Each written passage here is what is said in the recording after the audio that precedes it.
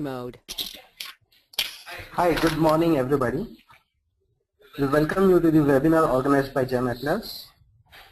Today's webinar is being conducted by Mr. Ramit Kapur, General Manager of IGI India. We are very thankful to Mr. Famous Printer, Mr. Ramit Kapur and the entire team of IGI. Now I hand over the presentation to Mr. Kapur to take it forward. Thank you. Over to you. All right. Hi everybody. Very good morning from me and Team IGI. The reason why we thought of bringing up this presentation or webinar is we noticed that there have been a lot of discrepancies, a lot of queries, a lot of doubts running in the minds of people when it comes to certification, identification, grading standards, parameters. So I thought this is a platform that we all can connect, understand, share our views, as well as see how we're going forward. So the presentation, as it says, the topic is more like the challenges that you see in the grading scenario, identification of diamonds, the origin of diamonds. Well, so this is a challenge for us. So I hope this presentation will overcome all these challenges and we are more clearer on the subject. During the presentation, I will be moving on with the slides. However, you have an option to post your questions.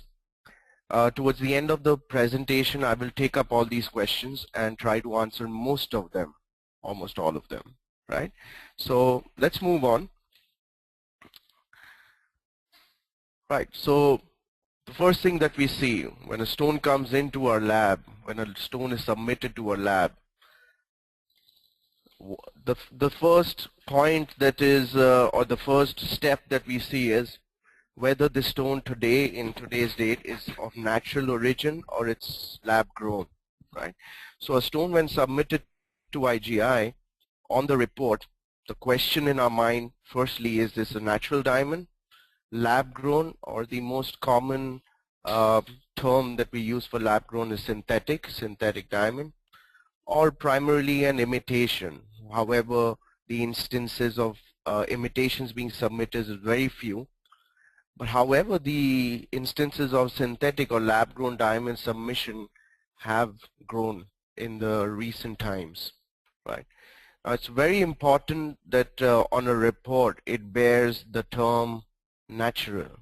Now, so every report that you see of IGI on a full diamond report or a dossier diamond identification report, we do mention the term natural diamond. Now this makes sure that your stone has gone through all the processes, be verified and confirmed that the stone is of natural origin, right? Now why is this a challenge? Why are synthetics a challenge? If you see on the screen very clearly, you have the physical and chemical as well as the optical properties of a synthetic or a lab-grown diamond, which is identical or it's the same as a natural diamond. So why do they call it a synthetic when everything is exactly the same as a diamond? I'm sorry, I hope we're on the screen again, right? So if you can clearly see, why do we call this a synthetic? The only differentiation that we see is other than the physical, chemical and hardness properties being the same, the only difference that we see is that it's made in a lab, it's grown in a lab, it's not naturally occurring, right? So well, that's the only difference. However, there are also a few characteristics that you see in the stone which will help us differentiate between the natural and the lab grown, right? So synthetics. So quickly I move on. I'm sure a lot of you all are already aware of How are these produced? By the two most common processes, that's HPHT, that's high pressure, high temperature, or the chemical vapor deposition. Well, the challenge today is the second one that we see here, the CVD. That's those are the stones which are a challenge to identify. However, today labs are ahead of the the producers of synthetic or lab-grown diamonds, where we have the equipment to identify these stones in today's time. Very clearly, you can see one of the most common shapes that you see from an HPHT grown stone, and on the right screen you can see the polished.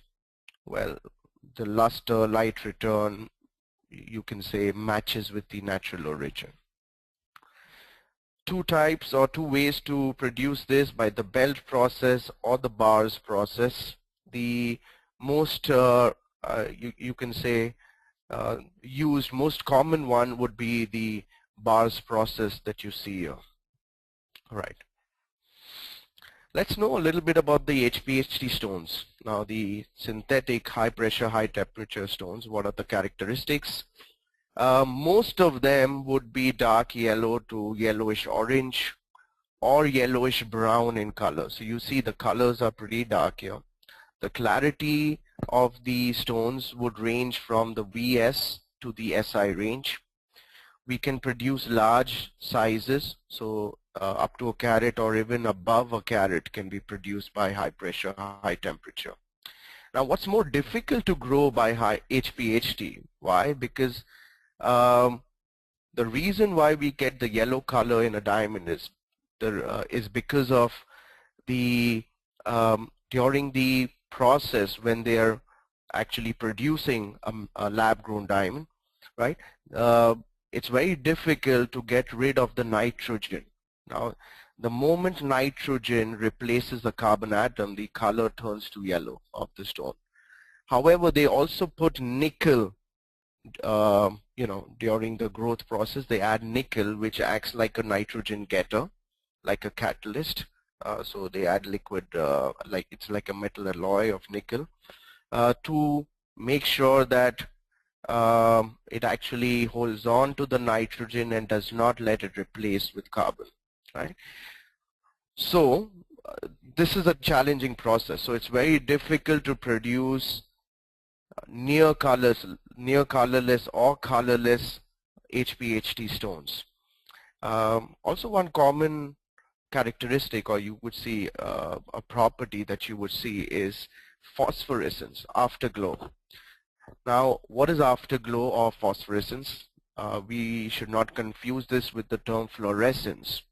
Now, when you expose diamonds to short wavelengths of energy, they give out a glow from within. Almost 50% of the diamonds would give out a glow from within, which we term as fluorescence. However, if you switch off the UV lamp, instantly you do not see the fluorescence. It's instant. But what happens in the case of phosphorescence, which we also call as afterglow? Even after you switch off the UV lamp and your stones are still show some glow or some amount of fluorescence, which is diminishing slowly, but it's still there. Well, this is very typical of synthetic diamonds, which you don't really see in natural diamonds, right? However, to see this effect, you need a very high-end lamp, a short wavelength of energy. Your regular fluorescence lamps, you would not be able to see this property, right? Well, you also see that the commercial production for HPHT stones is pretty low at the moment, below 10,000 carats a year, right? How do we identify? Typically, we see or we look for metallic inclusions, as you would see here. They're very different from the carbon or the black or the knots that you would see in natural diamonds. Why? Because they shine like metal. They're not dull or deep in color, but have a very metallic luster to it. This is actually the nickel that was used as a catalyst. It actually solidifies and it remains in the stone, right? There you see. If you can also closely see, you see a group of pinpoints like a cloud, which is also very typical of HPHT synthetics, that you would see these uh, like you know, like a blast or a big cloud in the stone, which is made up of tiny pinpoints, which is again one of the indicators that this could be a synthetic for us. Again, a metallic inclusion. Here we show you that if you use a very high-end magnet, right? The stone actually, which contains the metallic inclusions or nickel, gets attracted to a magnet, which is also one of the tests that we have to identify between a natural and a lab-grown. However, it's very important that you should be able to see the metallic inclusion inside. This also is very typical inclusion, which shows the liquid which has solidified, and you don't really see this in natural stones, right? So these are ways where we would identify that that's an HPHT stone. Let's move on to something more challenging, which is the chemical vapor deposition. Wow, so you can grow diamonds using a microwave. Well, it's like a setup like a microwave. So what do they use? They use methane gas, that's CH4. So methane gas is inserted into this chamber. There's temperatures and pressures equivalent required for a natural diamond to be made. Similar temperatures and pressures are used to grow a CVD stone. So what happens? They actually break up the methane, that CH4. So they break up the hydrogen from the carbon, and carbon actually, you can say, settles down, where they actually use a seed, a very thin seed crystal of a natural diamond, or it could be even a synthetic diamond. So what happens? Layer on layer, layer on layer, as the plasma settles down, actually you have and it solidifies. What you have finally is a thick, like a tablet stone, which is your CVD lab-grown diamond, right? So simple. This is how they're using it. Now, what's the challenge? You can see it right up on the screen. Colors, near colorless. When you saw HPHT, you saw stones which were yellow, orangey yellows, brownish yellows, but here you have near colorless to colorless stones, G to J, and also some browns. You see the next challenge, clarity. Most of your CVD lie in the range of VVS, VS.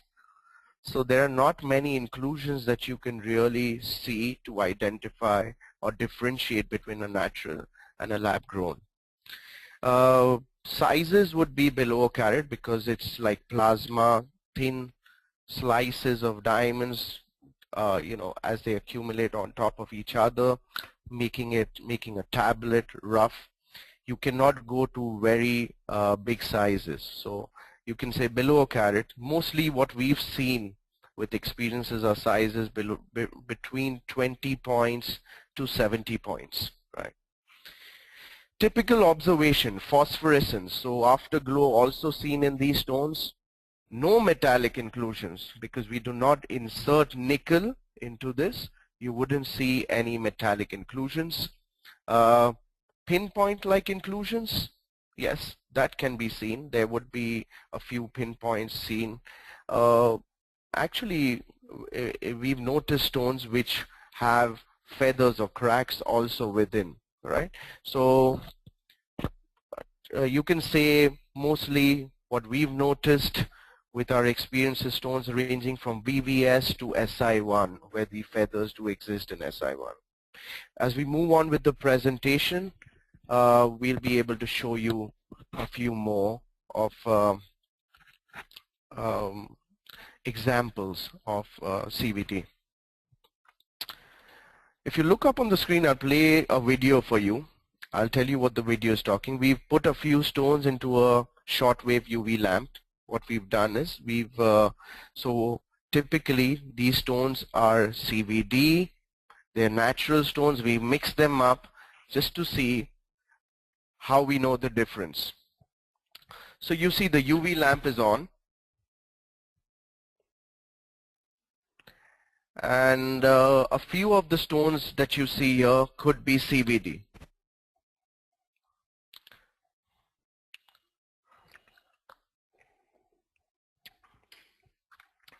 So there are 15 stones here. A few show very slight fluorescence, a few slight strong.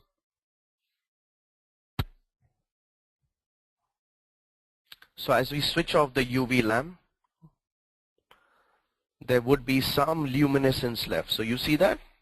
It's off, but these two stones typically show the afterglow. Well, these are your lab-grown stones now, right? So phosphorescence is another way we identify or we differentiate natural diamonds from synthetic, right? Laboratory procedures, right? So stone comes in.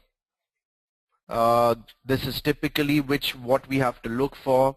So when the stone is into the lab, what happens? We put it for initial screening, right? Now the equipment that we use is called the diamond shore, right? Now this clearly differentiates diamonds from stones, natural diamonds from stones which would say rifer, or even imitations like moissanite would be differentiated immediately. Now what happens? You place the stone onto upon the light source here, and we click on measure or test. So what happens? It starts testing the stone. It takes a few seconds, about 6 to 8 seconds, and if the result is pass, the stone can move on for further process. That would be for clarity grading, color grading, whatever is requested.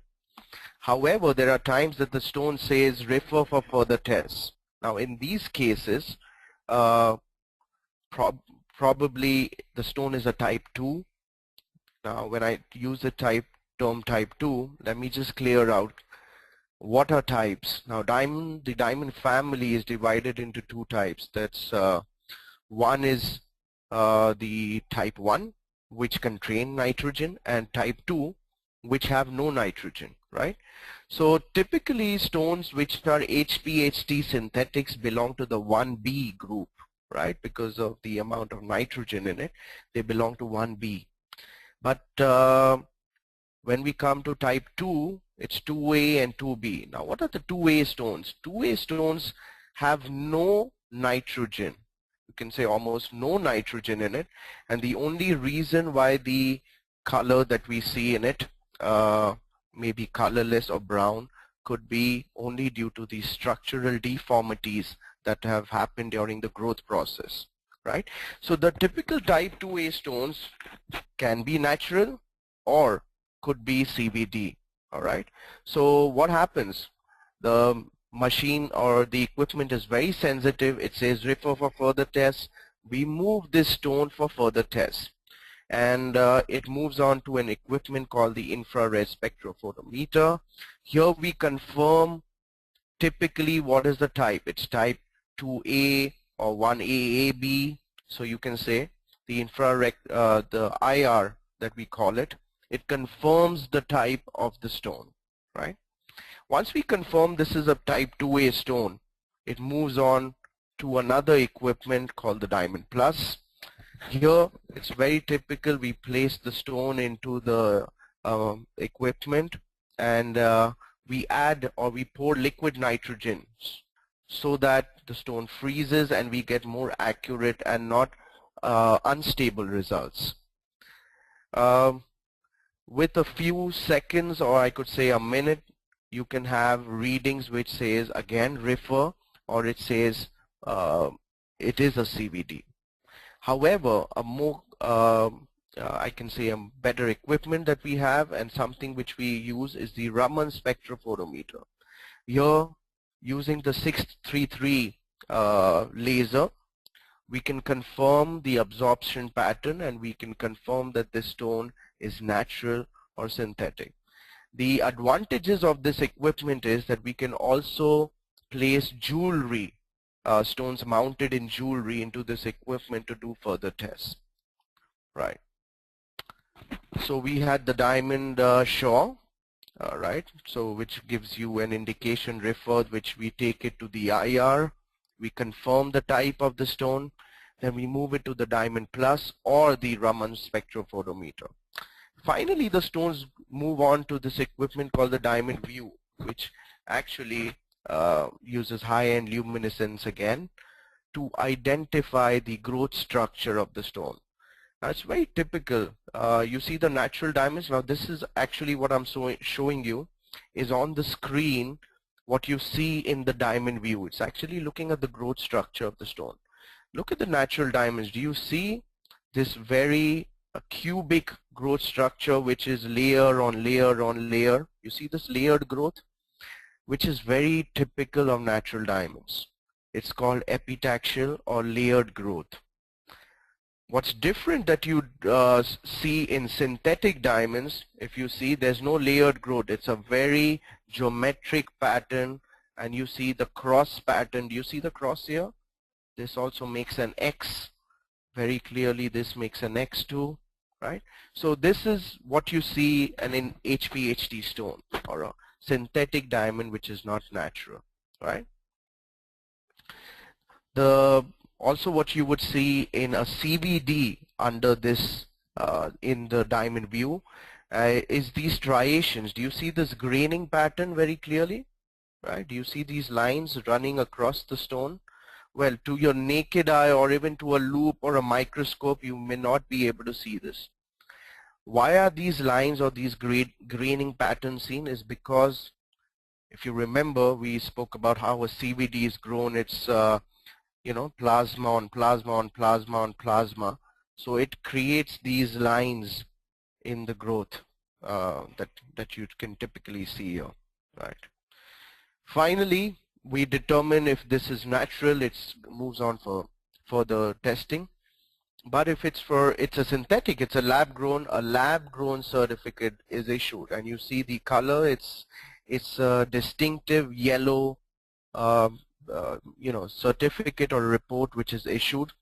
Also mandatory, we also laser scribe or you know, laser inscribe on the girdle lab grown, right? So that is mandatory, which is done for these stones. So that's the challenge. You know, the stones come in initially, it doesn't move into grading. The first step would be really to identify the origin, and with recent times, with the producers getting much better with the quality of stones that they're making, it is a challenge in today's time. Just like to share with you a few pictures. Now, this is a nose pin which came to us. I think it was about 50 points in jewelry. However, anything above 20 points moves into further testing. And when we actually observed the stone and did all our tests, we confirmed this is a lab-grown stone. And if you see, the weight of the stone is 22 points. So it's 22 points, VBS, GH color, and it's a CVD, lab-grown. Right? So yeah, it's challenging. It's difficult in today's time to just accept jewelry with stones and accepting it as natural. No. There are instances that we found, which I'll share with you more, like this ring that came in, the center stone, and there are side stones. We tested all the stones. This stone said type 2. However, we placed it into our IR and the Raman spectrophotometer as well as the diamond view and confirmed that this stone in the center is actually a 30 points lab-grown diamond. Yeah, it is a lab-grown diamonds, and you can see the clarity is SIIJ, which is rare actually. Mostly, like I said, we get colors from G to I, GH, HI, VBS, VS. Right. This is in recent times. Before the IIJS, we received this bangle. Actually, it's a pair of bangles, and all are 20 points above. So we put the stone for further testing, and what do we see? If you closely look at these stones which we marked in black, you see the black marking here? Yeah. Only these stones are natural. The rest are all CVD, synthetic, all synthetic. So typically around only 14 stones out of 2 bangles were natural, but the rest entire bangle was CVD. Right. So we notice, and by rules we are supposed to share this information with the council, and with time and again we keep sharing all this information with the GJEPC, and they know that and they're updated about where these pieces come from, who it belongs to, so they can do their further checks. Right. So this topic of lab grown, I leave you with this slide which shows you typically 3 different types of rough. That's HPHT rough, a CVD rough, you see it's very flat, tabular, and that's a natural octahedron rough of a natural diamond. Right. Well, these are challenges that you saw in identification.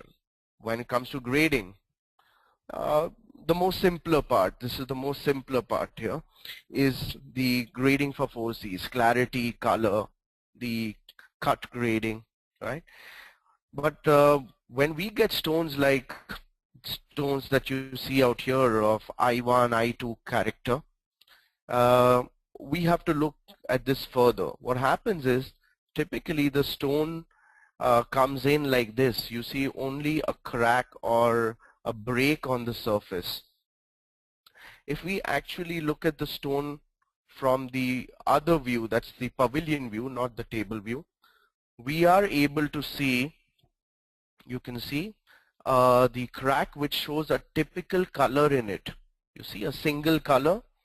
Now if you see a feather with a single color like blue or pinkish blue, you know, just about one color, it should raise an alarm in your mind that this stone is a fracture fill stone and not a natural stone. I'm sorry, it's a natural stone, but not a treated stone. So now this stone typically was like this. You see, this is how the crack was.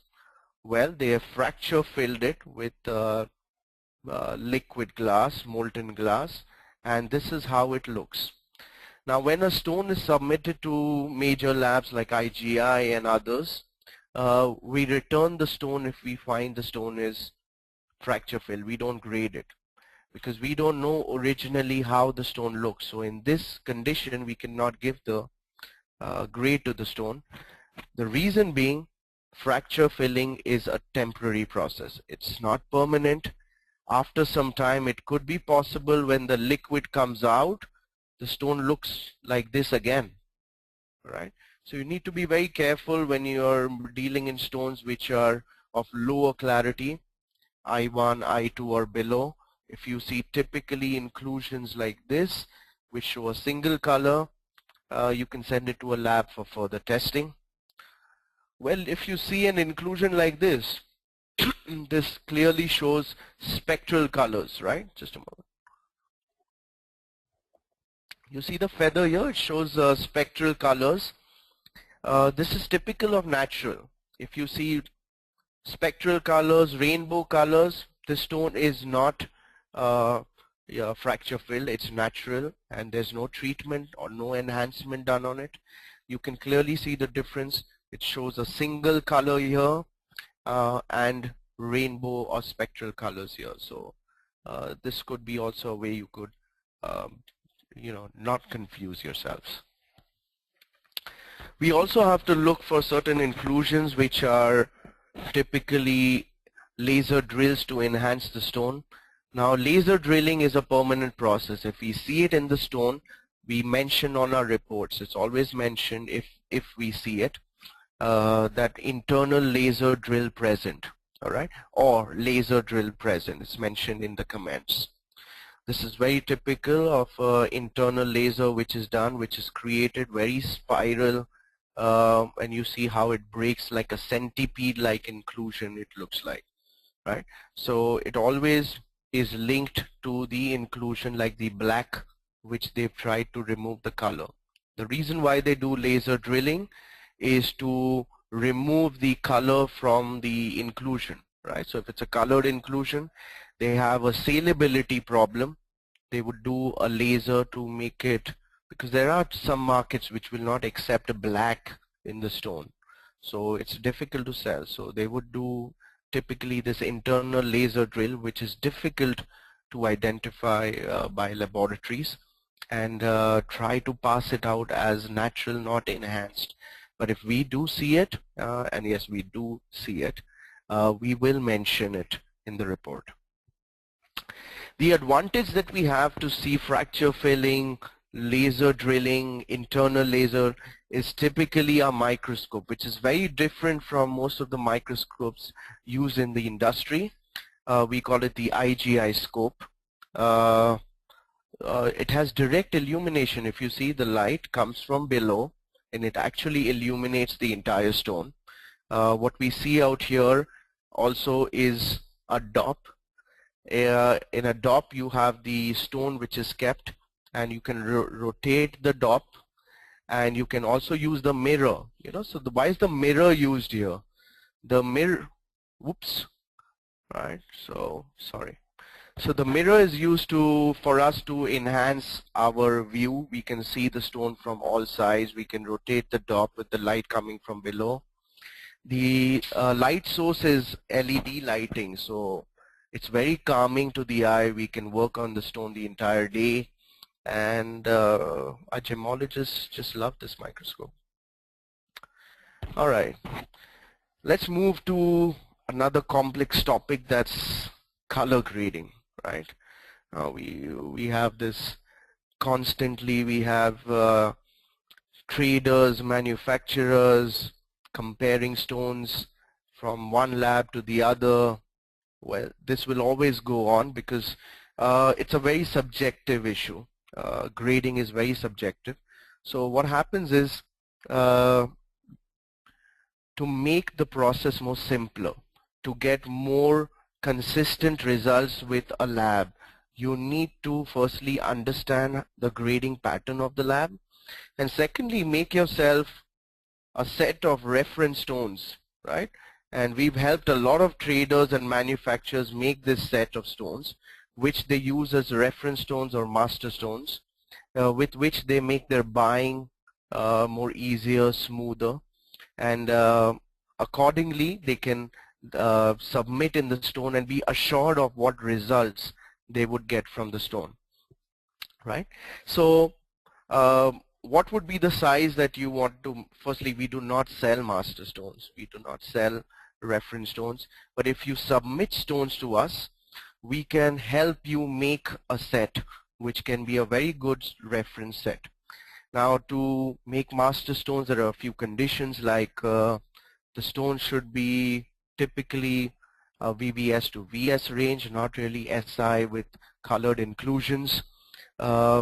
We would advise you to submit stones which have very good cut, at least, not good or fair makes. Stones with more finished girdles, like polished girdles or faceted, not rooted girdles. Typically, their fluorescence should be very slight or none, or I could say another term, faint, but not slight, strong fluorescence. So if you submit these stones to IGI, we can help you make a reference master stone, which will make it very easy for you to, the job at your end, to procure stones, submit stones. You're more confident of what you're buying and selling. What you see on the screen typically is how we use the master stone or the master set. The color card that we use, you can always come and collect these cards from us, right? We would be more than happy to share these color cards with you. What you need to do is, when you place your stones into the color card, you need to make sure that they are in the pavilion view and not from the face-up view. In the case of round stones, we really never use the face-up view. It's only from the pavilion view. exception to the rule is only if the stone has strong fluorescence. Then we would typically see the master stone and the stone in question both in the face-up view. And if the stone looks lighter than the master, we upgrade. I hope I was clear. Anyways, what you see out here are two stones. They are kept at a little distance and compared. Be very, like I said, if you're dealing in large size stones, you need a master stone which is above a carat. If you're dealing in smaller size, below a carat, you can use 50 points, 70 points as your masters, typically. Now, I just want to bring your attention to a term here which I use, range. Now what happens is, I'll tell you a very typical scenario. One of the trader gets a stone which is graded by a lab as H. Another trader gets another stone which is graded by the same lab as H. They compare both the stones. And one of the guys says, you know, my stone looks much lighter than your stone. I should have got a G for it. So he submits it for a recheck. However, after again a recheck, he gets the stone as H. It's very important that you understand that all colors have a range. You know, there's a range. There is a high and there is a low and there is a straight. So typically a stone which we've given H could be better than our I master. So both are better than I, but both are lower than my G master. That's why they fall into the H zone range. So all stones which are H cannot you know, be compared. You always compare your stone to a master stone and not another certified stone. Fluorescence. I would recommend you use the system ICOST lamp, which is most recommended to see the fluorescence. And you see very typical, very slight or faint fluorescence, slight, or the term used by other labs like medium, and strong fluorescence, right? Anything lesser than the faint or very slight, as we would say, would be termed as non-fluorescence. Right. All right, so let's move on to the finish grade. I will take up all the questions post this session, so you can keep your questions ready, or you could even type it out and keep it, and we'll address it right after the presentation. Symmetry, or the finish grade. You know, when we give the finish grade, the cut grade is assigned by the parameters of the stone. Would be the table percentage, the crown angle, the crown height, the girdle thickness, the pavilion depth, and the total depth percentage. Now all this constitute to determine whether the stone is excellent, excellent, ideal, very good, good, or fair. Next would be the symmetry. So let's move on to symmetry. I'm just sharing with you a typical examples that we get and scenarios that we get, that why is my stone not given an excellent symmetry, and it deserves excellent, you know, everything looks fine, and I don't know why, so please recheck. So when we look into the stone, typical factors that we see which actually bring the grade lower would be something which we call as misalignment. If you see from the face-up view, we grade the stone always from the face-up view because that's how it's set in jewelry. So in the face-up view, if you notice, our 8 pavilion mains, right? You see the visual, it shows like it meets the 8 kite facets or the bezel facets. You see the point of the pavilion main meets the point of the bezel facets. So that's how typically all 8 should look.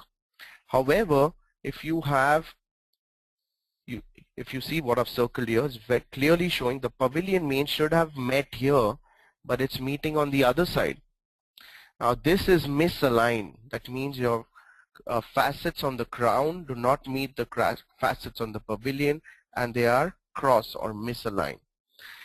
A few, if we have one of them just slightly misaligned, like I would say here, which is difficult to notice, we would still probably pass it very good. But cases like many misalignments would bring the grade down to very good, and very obvious ones like this would bring the grade down to good. Now this can be actually controlled in your factory. If you ask or you request or you stress upon the fact that all the facets should be aligned of the crown and the pavilion, mostly this challenge can be overcome at your factory. It's not a big thing, but it matters a lot in your grade and the value of the stone. Right. Quickly moving to the next typical scenario or factor that we see is irregular facets. Now this is also very important. Mostly what we've noticed is the stars. You see the stars, the 8 stars, they should all be of the same size. More or less very similar. But if during the manufacturing process, it's trying to get more weight or not trying to make the table and not kept the symmetry of the stone, you will notice that the stars look big and small typically. And if they look big and small, it brings down the grade mostly to very good from excellent. And this is all visual. You pick up the stone and it really stands out that the facets are irregular, big and small. This would be in any case, I'm talking about stars, but we've had instances where the pavilion mains, all the 8 pavilion mains are big and small. Not all, but a few. Some look thinner, some look thicker. So thin and thick would downgrade the stone to a very good, or sometimes if it's very bad, to good symmetry too. Also typical, if you look at the stone from the face-up view, the pavilion mains should all end in a point, you see? But if you see, they're not ending in a point, they're like left open. If I show you this same stone from the pavilion view, you can see they're open. It's not shut, it's not like a point, but open. So open facets also will bring the grade down. The reason why I share a few of these, because these are the most typical that we see to downgrade the stone. However, it can be repaired. If you have the weight, you can repair it and the stone can move from a very good to excellent. Minor weight loss. All right. Another typical symmetry problem, you see this axis, you see the vertical axis and the horizontal. Let me just show you. This is, you see the vertical axis and the horizontal axis. They both should be straight, you know. We cannot have a situation, just a moment. Yeah, so we cannot have a situation where the axis is cross, right? So very typically we have, if the culet is off-centered or there could be an axis which is misaligned, those stones, if it's pretty bad, it brings your symmetry grade to good or very good. Now this kind of symmetry problem is more difficult to repair than your misalignments, open facets, irregular facets. To get the axis completely back, you know, it is a challenge, and you should be careful at the production side before submission to the lab. Moving to the cut grade. Now we can share these parameters with you, and I'm sure most of you already have these parameters which show what we would call as an excellent, ideal, excellent cut, very good, good, fair. It's very important that you understand to a stone to get the excellent cut grade, the polish and symmetry minimum should be very good. You cannot have a stone which has symmetry good, polish excellent, and you can expect an excellent cut grade. No, you need a minimum of VG, that's very good, in your polish and symmetry for your stone to deserve a cut grade which is excellent. Right. Move on to those were rounds. I'm sure you'll have questions on that. We'll quickly move on to fancy shapes. Now when we talk about fancy shapes, it's very important how you grade for color. Most of the things are similar to rounds, like your clarity grading, the identification would be the same as rounds. But the challenge is when how you do the color. I've taken a very typical and most popular shape today is the pear shape, and I've kept it in 3 different directions. If you see the first one, this is your vertical view with the point facing me and the head on the other side of the color card. Don't you see very typically a lot of color at the points?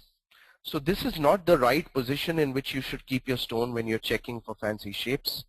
What I do is I tilt the stone and bring it to the horizontal view. At the horizontal view, I see half and half color. Half of the stone looks dark and half looks completely like near colorless or colorless. So what I do is I cannot make a decision what should the color be.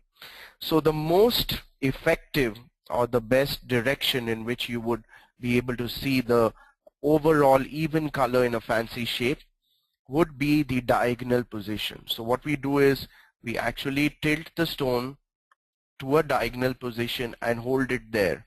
And now if you see, you can see even color throughout the belly or the stomach of the stone, and you can determine the color.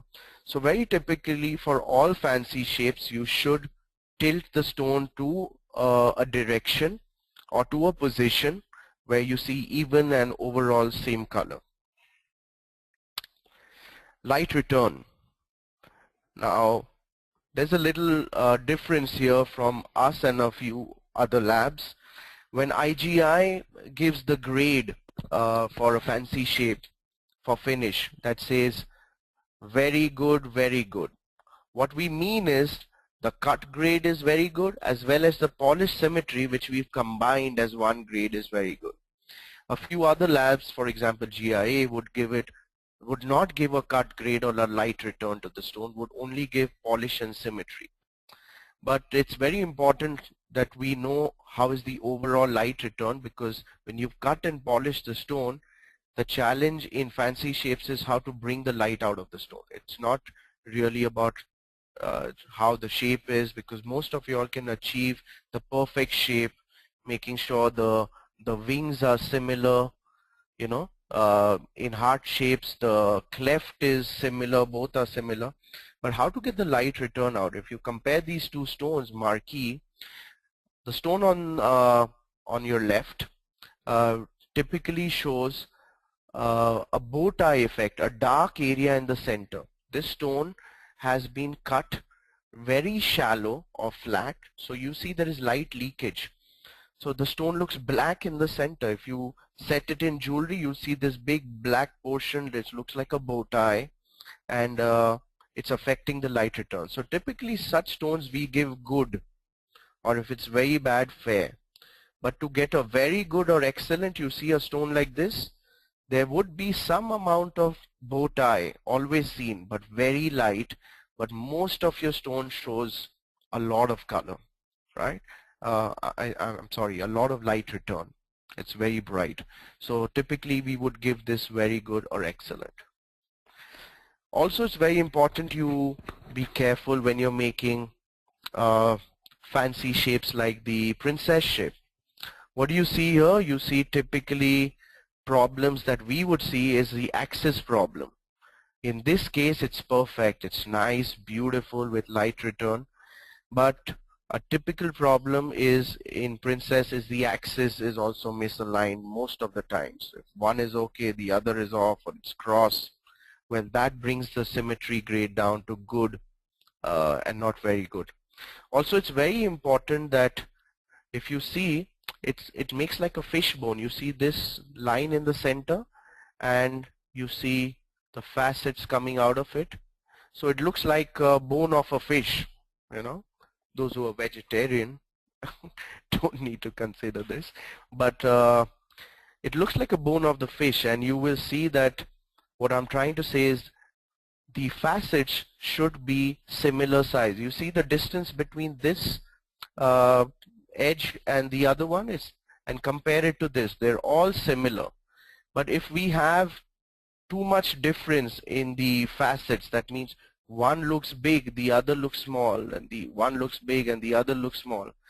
It's a typical irregular facet problem and brings the symmetry grade down of your princess from excellent to VG to good, right? Depends how much or how bad it is visually, how bad it looks. So be very careful in synthetics, in princess shape. One is your axis, and the other is your facets should be equidistant from each other and not big and small, right? So I hope this presentation has covered most of your queries, may it be from how we identify whether it's natural or synthetic, to treatments like challenges that could come would be fracture filling, laser drilling, color grades, fancy shapes, and symmetry cut grade, right? So we've pretty much covered a lot in this presentation. If you have any questions, this is the time that you can bring it up, and we would be more than happy to answer them.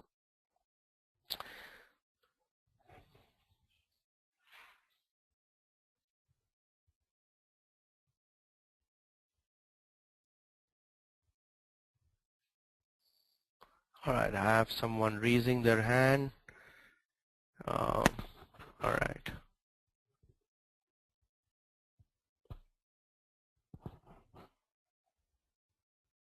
So can someone help me take the...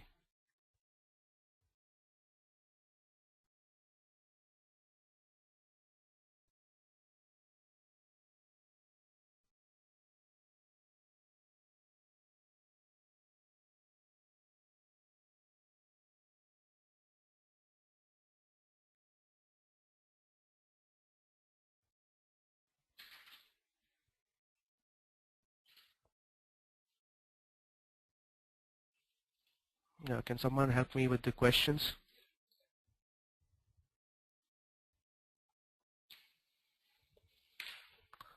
All right. A few questions that a few questions that I typically see is what are some of the minimum tests a customer can conduct or perform to make sure that a diamond is not lab grown? Good question. Now, this particular question is very important. What happens is when you receive a parcel of stones, this is mostly when you're working with star and melee stones. I would say melee and larger sizes would be 15 points, 20 points and above. Typically we have a lot of centers, I would say 12 locations in India. We have this same day or the same few hours service where you can submit a cut of the stones that you've received. For example, you received a parcel of 50 stones, 100 stones. You can send these a small cut of about 15 to 20 stones to our lab. Instantly we will place it on the diamond shore and will be able to bifurcate or differentiate these are natural or which pass, and these need further tests. Now for you as a customer, like I said, the minimum test that you can do on HPHC stones which are yellow in color, dark yellow in color, you have to see if all the stones in the parcel look of the similar color, no really changes in the color, no shade difference, because if it's natural you will see some changes. But primarily if they are all of the same color, that's not typically how it can be. There could be synthetic stones in it. So what you do is, but the challenge would come in CVD. No microscope, you don't have the equipment like the strong UV lamps to see the phosphorescence. So typically you have to rely on an authentic lab to give you an instant answer. So we can help you eliminate your doubt by instantly giving you the service. You submit us a few stones from the parcel. If more stones out of the parcel, say type 2, already we know that the parcel would contain CVD, and we'll inform you immediately. So you can make a decision whether you want to buy that parcel or not. But in today's time, I'll be very honest, there is no compact equipment which would tell you at your end, yeah, whether this is natural or synthetic. Yeah, okay. What is the cost of production between lab-grown and natural diamond? So there would be about 20% difference, 20 to 30% difference between a natural and synthetic. However, when someone is trying to sell you synthetic in today's time, they are not going to be upfront, and they're not going to reveal these are synthetic stones, but will be mixed in a parcel. So you will be paying the price as it is, so as the actual natural stones, but they could have synthetics. But there's a 30% difference in the price. Another question, that is, it is estimated that already more than 5% of diamonds sold in India as natural is actually man-made. What is your estimate? How can the retailer, the consumer protect? Like I just shared this with you.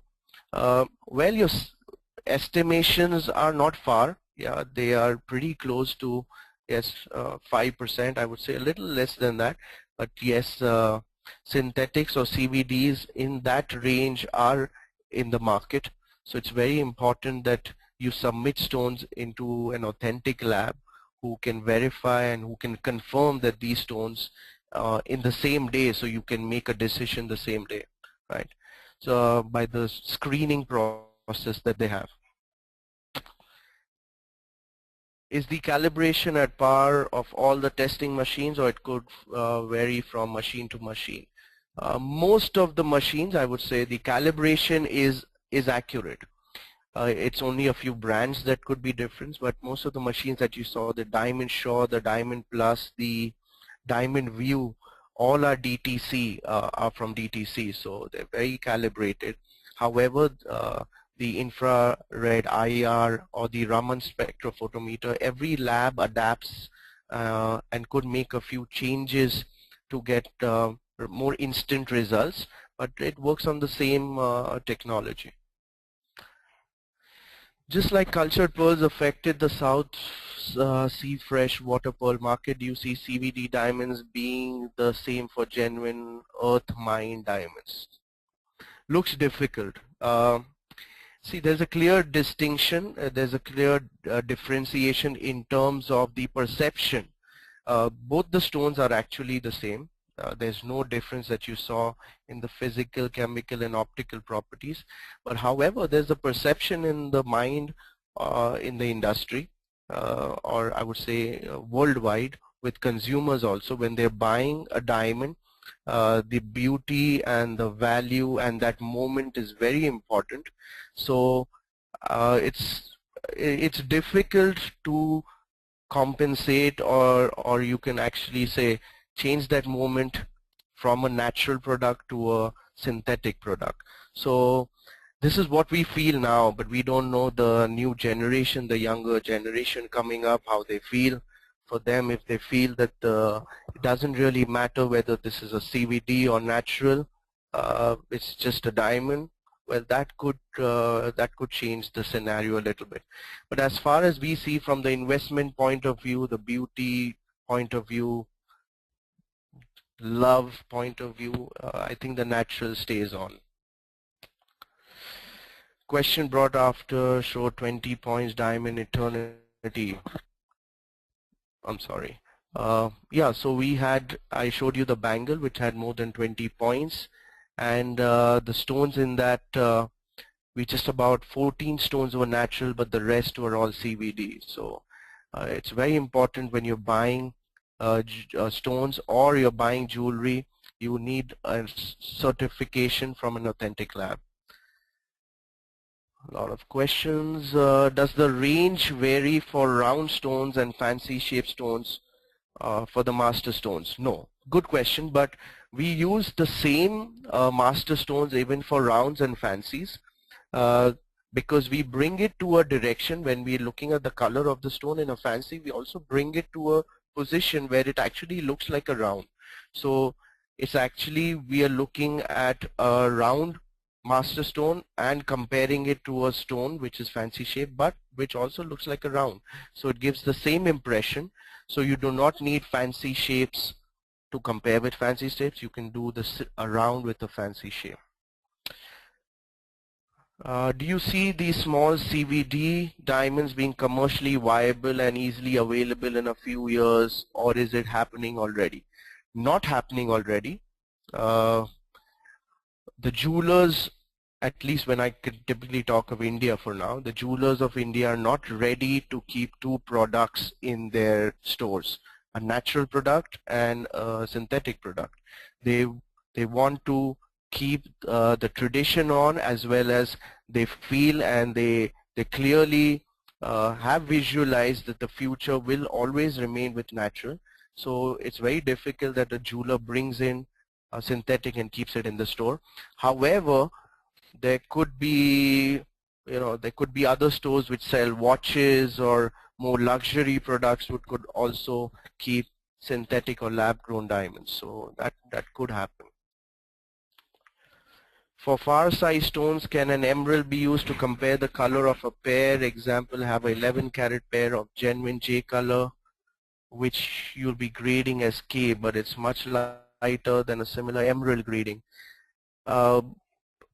It's difficult. You cannot really compare an emerald to a pear because the pear has points, has shoulder, head.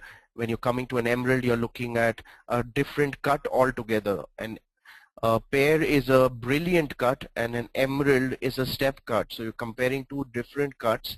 So ideally not the right scenario, and you should not be comparing. Try to compare it to another pair, or actually a round brilliant. That would be the best comparison for you. However, we would like to see that stone if you still have a query with it. So, moissanite are HPHT diamonds or CVD. Moissanites are lookalikes. It's not a diamond. It looks like a diamond, but it's another synthetic mineral, so it's not natural, but it's synthetic, but it's not a diamond. It looks like a diamond. It imitates a diamond, right? So do not compare moissanites to lab-grown diamonds. I was late to the presentation, but what about CVD diamonds? Mohammed, you are free to send me a mail or connect with me. I've shared my email ID, or even call me and we can always connect, and I can talk more on the CVD which you missed up. Mr. Upkaran Chawla, hi. Hello, we've been friends for some time. How's the color grading adjusted for the tinge of color in the diamond? That is brown, green. Good question. Now when we look, so this question is a question which is put up, but scenario is very tricky. Now you're comparing a round brilliant cut master stone or a color master to stones which could have brown tinge, green tinge, and masters are always yellow. So this actually requires a lot of experience, but what we really look at is, we don't look at the body color of the stone. Simply we look at the intensity or the amount of color in a stone. So if we are comparing a J master stone to another stone which is in question, we just look which has more color, which gives out more color, rather than this is brown or this is yellow. Well, it's actually more simpler said than done, but I know this is a difficult scenario, but make sure you look at the amount of color in a stone and not the body color of the stone. Based on your judgment, which top 3 retailers, shop or brands selling genuine diamond jewelry? No offenses to other retailers. I cannot comment on that. I hope everyone is selling genuine diamonds, and even if they have some diamonds in their stock which they do doubt or would like to get them checked, you can send it to any of our locations, your closest location, and we'll be happy to authenticate the same for you. Most of you all say thank you to me, so thank you for being there. Thank you. I hope you enjoyed. We've shared our email ID, and you can always send a mail to get more answers. Thank you so much, everybody. Thank you to GemAtlas to bring this all together. We hope we can do this more in the future and talk about current topics. The last question I'll take is from Shoaib. I've recently received a parcel of +14, so larger sizes. Here in Pakistan, we do not have the facility of having them checked for possible CVDs. Is there some way we can check it locally? We are Shoaib, we're contemplating to come to Pakistan. We want to open a lab in Pakistan, so we'll be there. We'll again put it up with our management, and we would be happy to open a lab there and sort out all these queries and issues, right? So it's a goodbye. Thank you for listening, right? I'll give it, I'll move it up to Swapnil. Yeah, all right, thank you so much.